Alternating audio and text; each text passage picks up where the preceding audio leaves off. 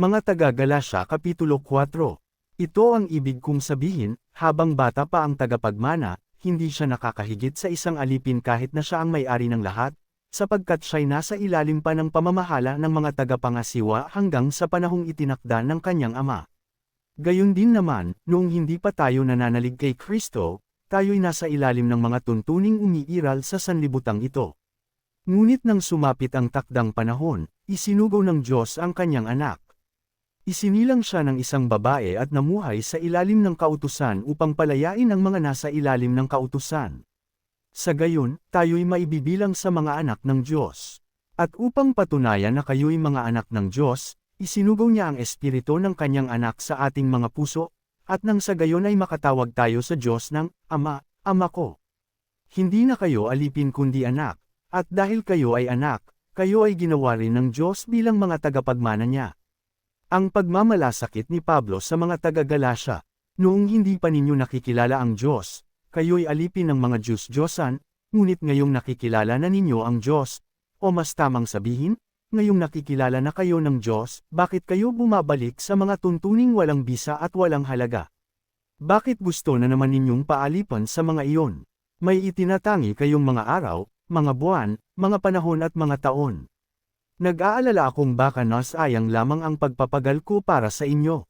Nakikiusap ako sa inyo mga kapatid, tularan ninyo ako. Hindi na ako saklaw ng kautusan, tulad ninyo noon. Wala kayong nagawang masama laban sa akin. Alam naman ninyo na kaya ko ipinang-aral sa inyo noon ang magandang balita ay dahil nagkasakit ako. Gayunman, hindi ninyo ako tinakwil o tinanggihan, kahit na naging pasanin ninyo ako dahil sa aking karamdaman. Sa halip, tinanggap ninyo ako na parang anghel ng Diyos, at para pang ang si Kristo Jesus. Nasaan ngayon ang kagalakang ipinamalas ninyo noon sa akin?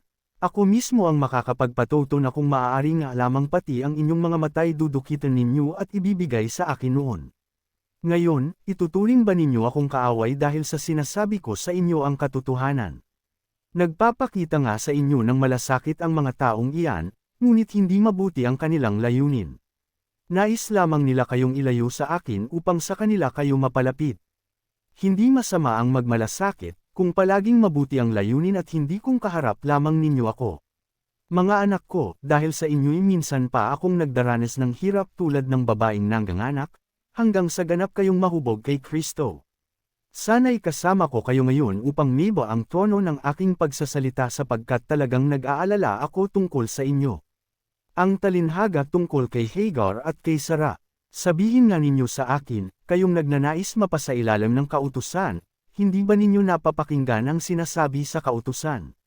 Sinasabi roon na si Abraham ay nagkaanak ng dalawang lalaki, isa sa alipin at isa sa malaya. Ang anak niya sa alipin ay ipinanganak sa karaniwang paraan, ngunit ang anak niya sa malaya ay katuparan ng pangako ng Diyos. Ito'y isang paghahambing. Ang dalawang babae ay larawan ng dalawang kasunduan, ang isa ay ang tipan sa bundok ng Sinai na kinakatawan ni Hagar at ng kanyang mga anak, na pawang mga alipin. Si Hagar ay kumakatawan sa bundok ng Sinai na nasa Arabia, at larawan ng kasalukuyang Jerusalem na nasa pagkaalipin, kasama ng kanyang mga mamamayan. Ngunit ang Jerusalem na nasa langit ay malaya, at siya ang ating ina. Ayon sa nasusulat, magsaya ka, o babaeng hindi magkaanak. Humiyaw ka sa galek, ikaw na hindi pa nakaranas ng hirap sa panganganak. Sapagkat higit na marami ang anak ng babaeng nangungulila, kaysa babaeng may asawa. Mga kapatid, tulad ni Isaac, tayo'y mga anak ayon sa pangako.